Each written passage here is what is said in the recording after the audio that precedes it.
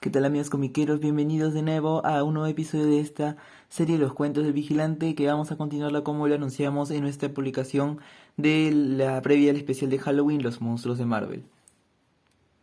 El día de hoy vamos a continuar con la historia de Timely Comics y nos quedamos en el año 1942 en el episodio anterior. Y para comenzar este primer año 1942 estamos en enero.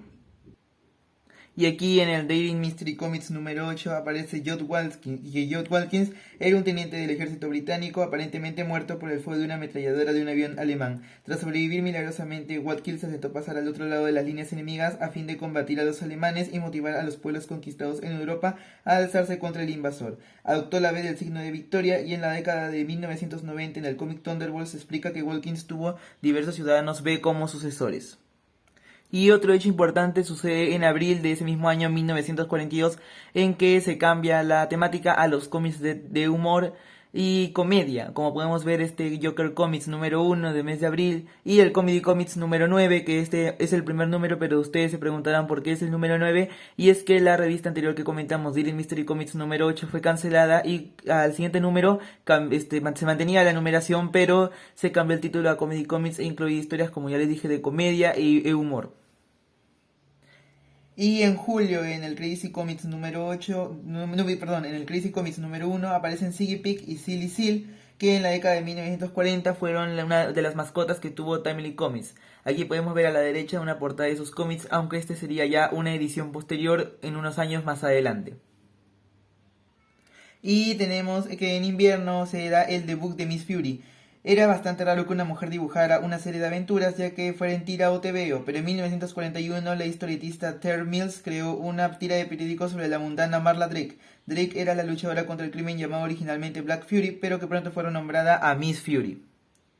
Esta serie comenzó en 1942 en invierno y terminó con el número 8 en invierno de 1945 a 1946.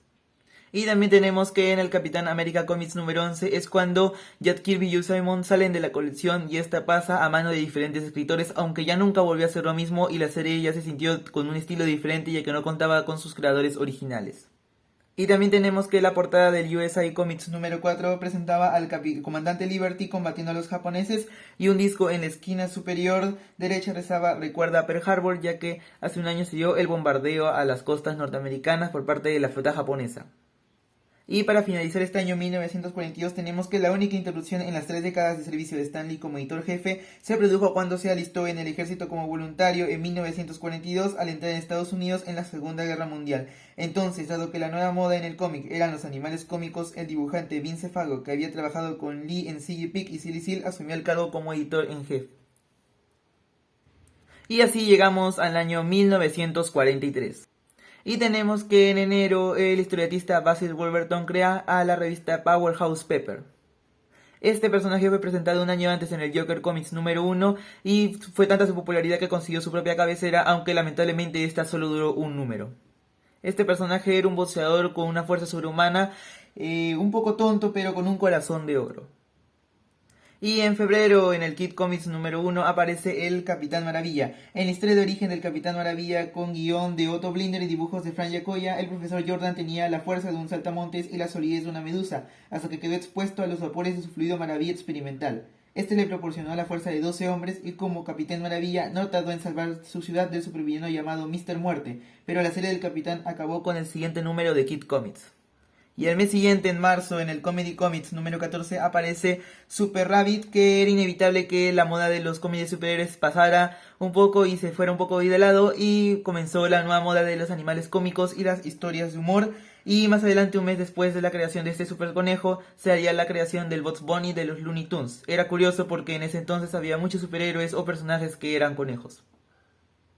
Este sería uno de los animales cómicos más duraderos de toda la línea de Timely, pero su última historia fue publicada en febrero de 1952 en It's a Dog Life, Es una vida de pato. Y en otoño de 1943 se presentan los tres grandes en el All Select Comics número 1. A pesar de aparecer juntos en esta dinámica portada típica de Elizabeth Schomburg, Capitán América, El Hombre Submarino y la Antorcha Humana no se reunieron en el mismo relato de este primer número de All Select Comics como ya sucediera en All Winners Comics, presentado en la edición de verano de 1941, y en su lugar aparecerían en historias separadas dentro del mismo número.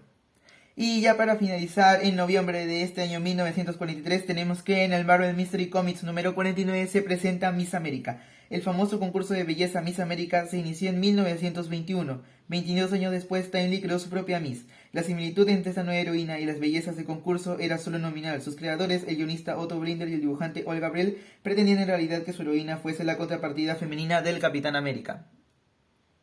La historia de esta Miss América era que la heredera adolescente Madeline Joyce, nacida en Washington DC, fue golpeada por un rayo mientras verificaba un dispositivo experimental. Como resultado obtuvo la capacidad de volar y en sus primeras historias superfuerza, y de este modo pasó a ser Miss América, una luchadora enmascarada contra el crimen. Miss América se convirtió en la primera superheroína de Timely desde la Vida Negra original, presentada en julio de 1940 y que trabaja para el diablo. Y tenemos que a mediados de diciembre de 1943, Timely Comics hace un trato con Republic Pictures para producir una serie sobre el Capitán América y sus cómics, pero eso ya será historia para otro episodio. Y bueno amigos comiqueros, eso ha sido todo por el episodio de hoy. Recuerden darle a like, suscribirse y seguirnos en Facebook para poder ver los siguientes capítulos de esta serie, Los Cuentos del Vigilante. Excelsior.